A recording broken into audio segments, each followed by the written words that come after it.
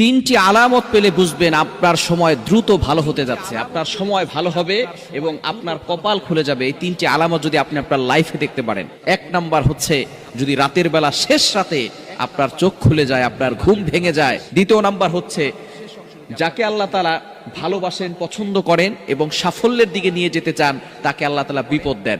বিপদ আসলে আপনি হতাশ হয়ে যাবেন না। এবং তিন নাম্বার হচ্ছে মানুষ যদি আপনাকে ভালোবাসে, আপনার আত্মীয় স্বজন, আপনার পরিবারের লোকেরা যদি আপনাকে ভালোবাসে, তাহলে বুঝবেন যে আল্লাহ তাআলা আপনাকে